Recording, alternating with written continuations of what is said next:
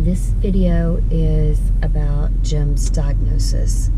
I tried doing this a couple of times last night and it didn't work out real well. I was very tired. I had my notes in front of me last night and it just wasn't flowing well. So I'm just going to ad-lib this one and we're going to go with it. I started seeing changes in Jim about 4 years ago. They came in very small, maybe unnoticeable changes. He got to where he would repeat conversations over and over again. He would have a conversation with you, go back to the bedroom, 5 or 10 minutes later come back, have the very same conversation with you just like you had never had it.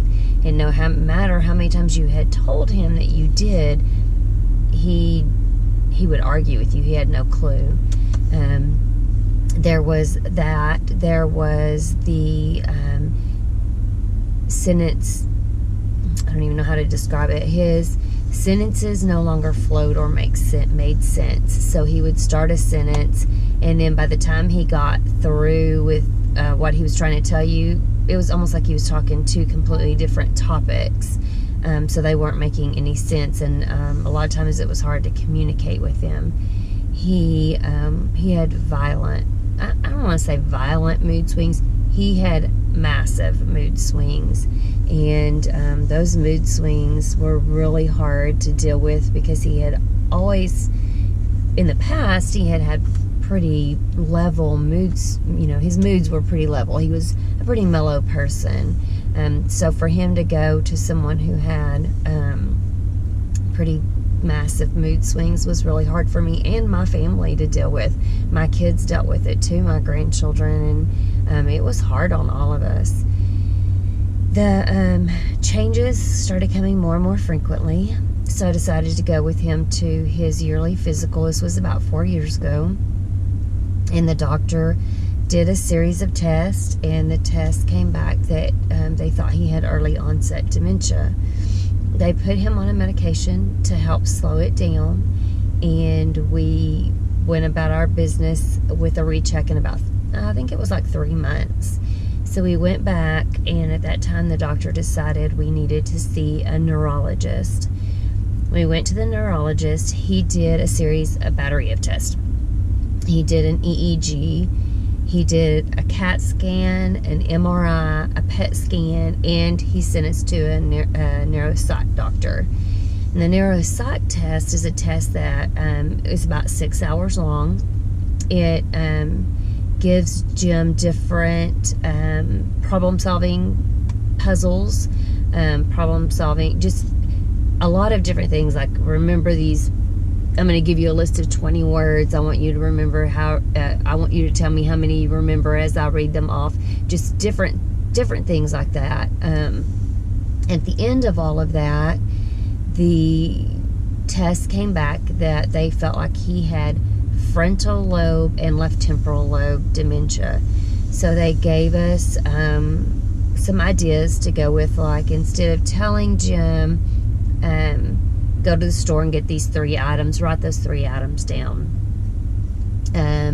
They felt like he could still work because he had been in the same job for a long period of time, and the repetitive tasks he seemed to be able to do. It was when you switched up those repetitive tasks or you asked him to do something different in the middle of those repetitive tasks.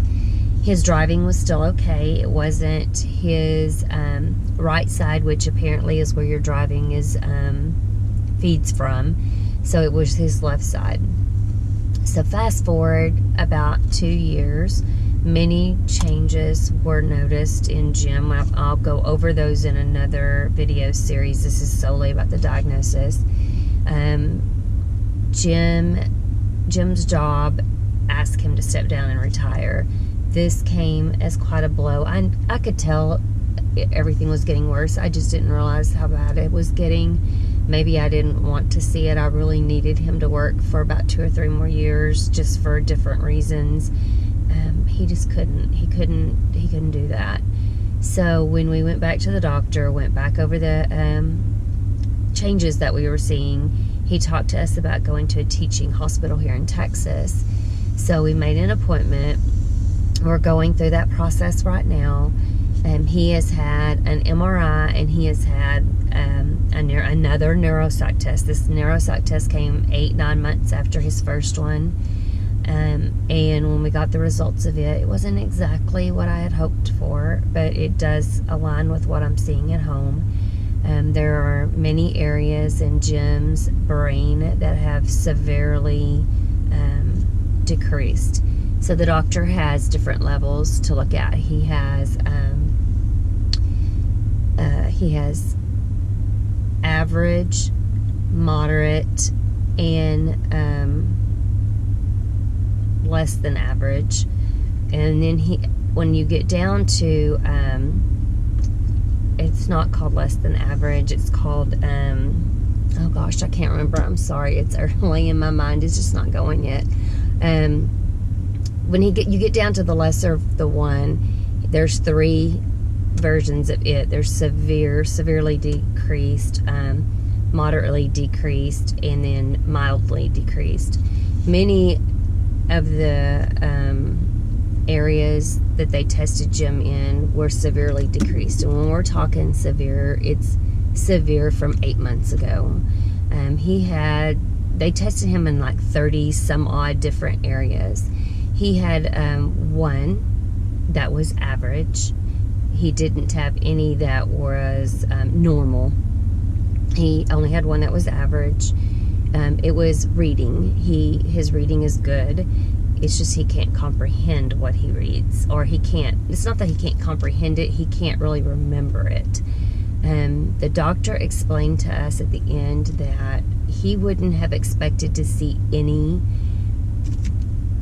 or very mild decreases in any area of Jim's brain, considering that he was only tested 8 months ago. But he did. So what he said was, Jim's mind is basically a one picture. It basically sees things in one picture. So if you give him a picture of a broom, he knows what that broom is and what it's used for. But if you give him a broom, a dustpan, a mop bucket, and mop cleaner, he has no idea what order that goes in. And his mind will start shutting down. So it won't know what each object is used for. He doesn't know how much cleaner would go in a water. He doesn't understand that you could just throw some in there and it would be okay. His mind just can't go there. He said that the test revealed that Jim has frontal lobe and both left and right temporal lobes. So he has bilateral dementia. His brain is basically deteriorating. The whole front, so this whole area of his brain is basically deteriorating at the same rate. The thing that they don't know is his frontal lobe is the part that does all your problem solving and picture creation, and it's shutting down. So they don't know if the memories aren't there because this part of his brain won't let it get to the back part of his brain to remember, or if all of it has been hit. So I would say that Jim has full frontal lobe dementia. The doctors would say one of two things. He either has atypical early onset Alzheimer's dementia, or he has atypical early onset frontal lobe dementia.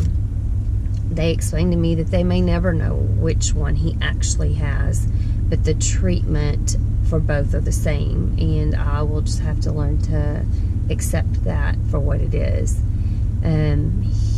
The MRI basically just supported what the neuropsych doctor said. It shows the hardest hit being to the hippocampus, which is this, and that being what makes it hard for him to just start a task and complete a task. He starts many tasks, he either can't complete them, he gets sidetracked, does something else, he'll start doing stuff and he'll pull stuff out, and when it gets time to put it back, he has no idea what to do, so he just leaves everything where it is. So the brain is having trouble just trying to get through all of that. The medicine that Jim's on, he's on the max dosage. There isn't a place to go from here. The only thing that they can do is adjust his anxiety medicine, and it right now doesn't need to be adjusted. He stays in a fairly good mood most days, and that also doesn't align with frontal lobe dementia. The doctors are very baffled by that. He's actually pretty mellow most days, and he laughs a lot of things off, which I'm very thankful for. The doctors did tell me they feel like we're looking at year 7, not year 4. And that's what we had thought as family. We had kind of calculated maybe 4 years. And the doctors are saying, no, it's more like year 7. When I got the results, it was time for us to have our yearly physicals. And we've had the same family doctor for the past 30 years. So I take him every test that Jim has ever had. He has copies of everything. And I ask the question of what am I looking at going forward?